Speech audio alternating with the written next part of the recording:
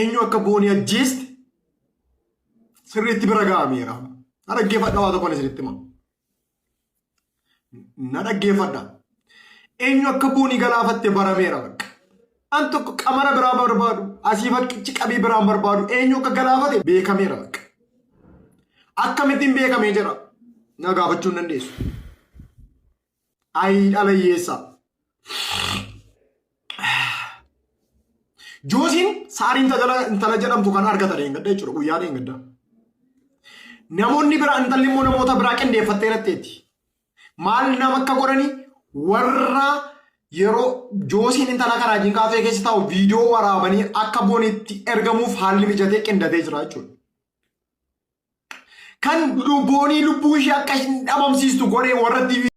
Erga qorattanii bira geessanii ergi eenyu akka boonii ajjeese jaartii Joosii kaduraa eenyu maqaan ishee saarii ergi akkas ta'e ergi qorattanii bira geessanii maaliif gumaa boonii baasuu dadhabdan maaf teessu maal eegdu ani koo yeroo tokko maal beektani haala namni keenya itti deemaa jiruu fi haalli seera biyya keenya wal ilaallata. Bakka dhugaan dhibametti dhugaatu dhibamee akkasaan wallaalame jedhama. Bakka dhugaan argametti maal eegdu? Maal eeguu jirtu? Inni itti aanu wanti namoota baay'ee mataa dhukkubsee Joosiin kaleessa maaliif raajii masarat bira deemee yookaas immoo waldaa araaraa maaf deeme seexanni ergirraa baatee iyyitee ani bilisa jedhee maaltu bilisa isa godhee kajettan baay'een keessan jirtan aga tokko haganaa gale ilmi namaa kamuu haga isaa fi galeerraa haasa wanta irraasini qooda Joosiin kaleessa ani bilisa ani fayyeera jedhe bakka waldaa sana keessatti jechuudha. Duraan seexannis afaan hi'uu dandeessi baay'een keessa amma Joosiin bakka sagalee isaa wayii tokkotti kameesti.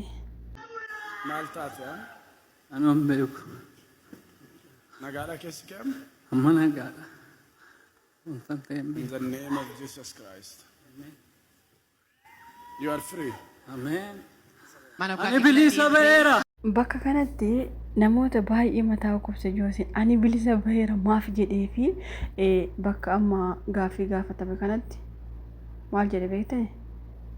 Amma fayyaa kooti jechuun afaan isaa deebisuu dadhabe inni urgufamaa jechuudha. Mucaan kun ogumatti rifaatuuraan seexanni itti galeera. Maal taatan? Seexanni rifaatuuraan namatti hin galtu afaan namaniitu nama hiiti.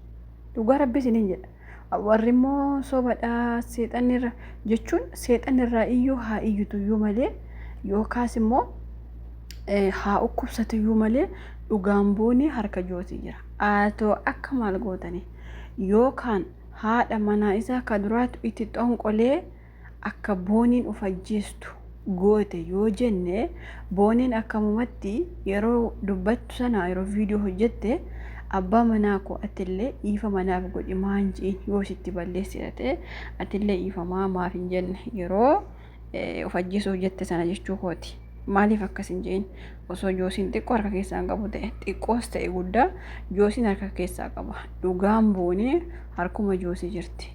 Joosiin seexan isa gaggabsee isa hiisisuu danda'a yeroo fokkusachuu danda'a garuu dhugaan boonee harkuma isaa jirti. Osoo akka maal gootan harkuma isaa jirti. Haa ta'uuti garuu bakka inni ani bilisa baheera jedhu kanaaf bakka inni ani fayyeera jechuutti afaansaa baay'ee takka isa hoollate maaliif bakka jiruyyuu hin beeku gurbaan kun ergummaa gaafa isheen duute maaliif waan tokko ati yoo waa balleessite tokko sitti dhagahama. Haa ta'uyyuu malee waa'ee bakka saaroonii sana waliin bakka wayiitti wal waamanii viidiyoo namni immoo booneef waraabee ergee bakka jedhamu kanatti viidiyoon booneefis yoo ergame dhugumatti booneen of ajjeestiire dhiiraaf jettee of ajjeestiire warri jettani booneen nama waadaa galaa ture ati lubbuu koorra ati anaaf qaaliidha nama isaatiin jechaa ture eeyyan of ajjeesti ani amma nama tokko fakkeenyaaf lubbuu koorra ani addunyaa kanarra lubbuu kiyya wanti naaf qaalii ta'e hin jiru akkam meesin akkamiin jira amma namoota tokko haati kiyya lubbuu kiyya naaf caalti abbaan koo lubbuu koo naaf caala alli koo an dhugaa Rabbi sinitti alli koo lubbuu koo naaf caala jechuun ani waan takka lubbuu koo wanti naaf caala dhuguma sinitti akka kootti beeki waan fetan na jechuu dandeessan isuma dhugaa yoo isinitti hime an addunyaa kanarraa lubbuu koraan naa caalu hin jiru. Immaan koos lubbuu kora naan caaltu, mucaan koos lubbuu kora naan caaltu. Eenyumtu addunyaa kanarraa ani lubbuu koo caalaa namatti akka hin jaaladhu. Dhugaa rabbi isinitti hima, ani dhuguma rabbi isinitti hima. Amma namoonni tokko tokko harmeen koo lubbuu kora naa caalti. Alli koo lubbuu kora naa caala. Ani ganaa wanti jaalala jedhamu sun onnee koo keessatti ganaa gala ta'ee hin beeku malee haga har'aatti wanti lubbuu naaf caaletti akka hin jiru. Hima dhabe madaalee dadhabe ani hin beeku. Garuu booneen abbaan manaa koo lubbuu kora naaf caala jette akkuma jette lubbuu irra isa hambiste lubbuu ishee sana baaste. Lubbuu ishee sana wareegde. Kana jechuun Joosiin osoo booneef nagaa qabaatee haadhuma manaa isaa akka duraan sanayyuu osoo inni waliin taphachuu baatee booneen nama har'an waliin teessee haasoftu. Kanaafuu haala fashaleessuuf ajandaa yookaas immoo dhugaa boonee oksuuf jecha gurbaan afaan hidhamee maalii ta'ee waan akkasii nurraa dhaaba. Afaan hidhamee eeyyan afaan hidhamee baga fayye seexanni irraa iyyite yeroo 3 irraa iyyite baatee mire baate fayyee jira gama. Amma waa'ee booneen maatti akka fajjeestee fi namni viidiyoo booneef barreeffama boonee namni balleessu jala deeme eenyu akka ta'e nuufaa dubbatu. Bakka dhugaa rabbisni jira. Warri immoo dhugaa boonee beeknaa, booneen akkatti fajjeeste beeknaa, dubbachuu sodaanne maleettani Joosiin maatii isaatu biyya bushaa jira. Abiyyi moo maatii isaatu maal sodaattu? Maatii isaatu warra abiyyi moo qabanis hidhu moo qabanis ajjeesu akka maa sodaattani qoy? Gurbaa tokko beektu yeroo baay'ee booneen viidiyoo waliin waraabdi kaleessa laayivii irratti maal jettani dubbadha jedhee lubbuu koof sodaadhee. Ati iraami dubartii lubbuu ishee baaste dhugaa rabbi jechuun waan karaa tokko illee dubbachuu dandeessa bar yookaan karaa tokko waan hariiroo booneef isa gidduu jiru yoo beekte gadi baasaa dubbadha. Maaliin gurbaan afaan hidhamee ergi booneen duute nyaatee hin beektu maali amma kaleessa maal jembeetan bakka sagantaatti Joosii ergi booneen duute nyaata nyaatee sin beeku nama qabee deemaa jiran soba nyaata tarii dhukkubsatee namni qabee deemuu danda'a malee nyaata akkamitti torbee lama taa'e booneen torbee lama taa'u jirti akkamiin torbee lama okee sammuun tuqamee jedhani sammuun tuqamuu danda'a dhugaa maraachuu danda'a.